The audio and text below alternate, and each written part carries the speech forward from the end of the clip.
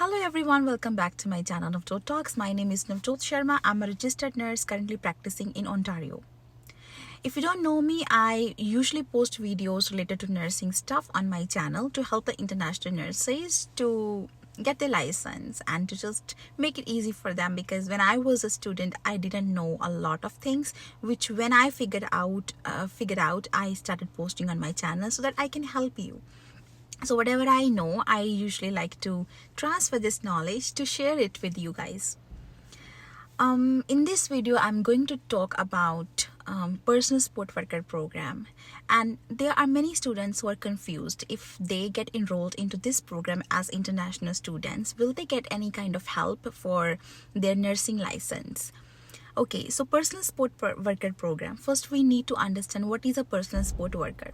Personal support workers are professionals are people who help the elderly group or any other group to perform the activities of their daily living, like bathing, eating, transferring, and maintaining personal hygiene.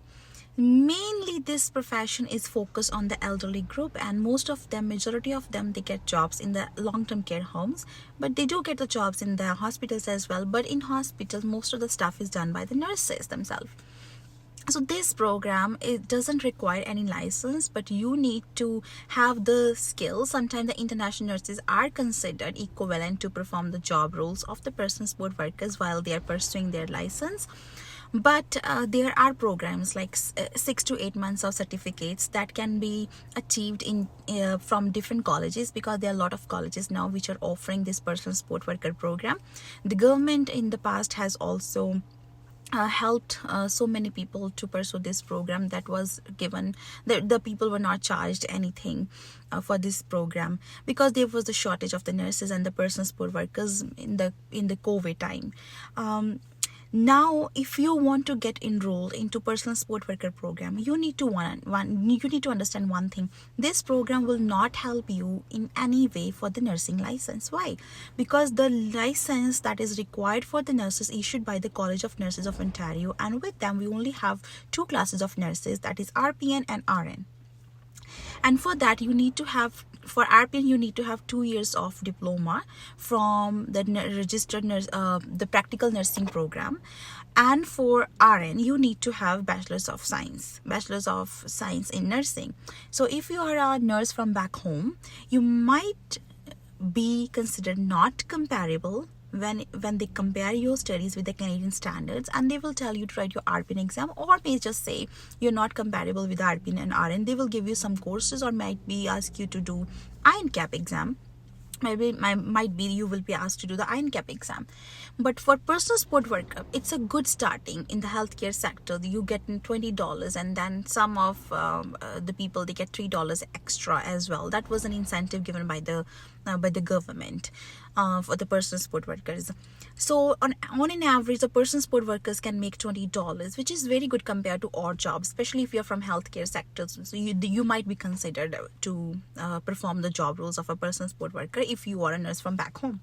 But the credentials as such will not help you in any way for the nursing process, for the nursing licensure process.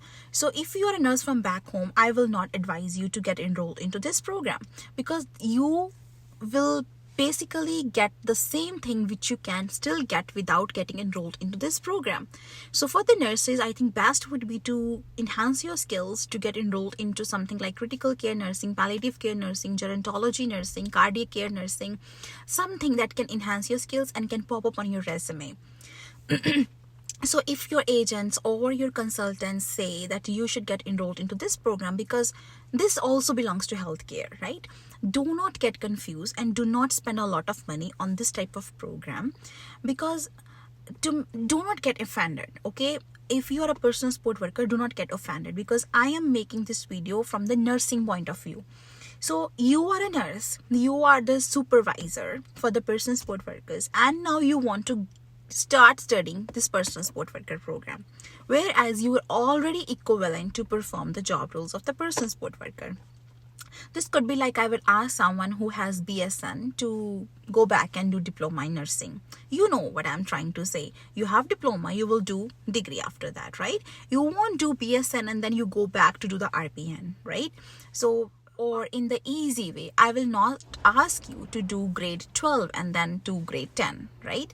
So nurses are the supervisors of the personal support workers. We also call them PCPs, personal care providers. Different provinces use the different names. And sometimes they're also called as unlicensed care providers, which means they do not have license. They're not certified. They have a certificate, but they are not certified from the College of Nurses of Ontario, from the Board of the Nursing from your province. Could be British Columbia, could be Alberta, could be Saskatchewan, but the personal support worker program do not need to have any license. They don't have any license. They have skills which they acquire when they go to this diploma, this particular 7 to 8 months of diploma, and then they have 4 months of the internship where they have a good preceptor who will teach them everything, the skills, the lift transfer, how to transfer the residents, how to transfer the patients, how to feed them, how to help them, how to supervise them. So those are the skills which they need. But for nursing, you do the medication, you do the treatment, you do the cardiac assessment, you do the respiratory assessment, you do the neuro assessment. That is very focused, right? And Canada will only allow licensed people to perform those job roles. So if somebody is guiding you, maybe not guiding you, misguiding you to get enrolled into this program, maybe do some research. Try to find out what is the eligibility criteria to get admission into this college. This is post-secondary. If you have grade 12, you can get enrolled into this program. Even with the arts background, commerce background, you can get enrolled into this program. So use your brain, do some research. Don't blindly just trust anyone and then end up spending $15,000-$16,000 on a program where you're already eligible to perform the job roles, right? See you in next video. Don't forget to subscribe to my channel and stay tuned. Take care. Bye.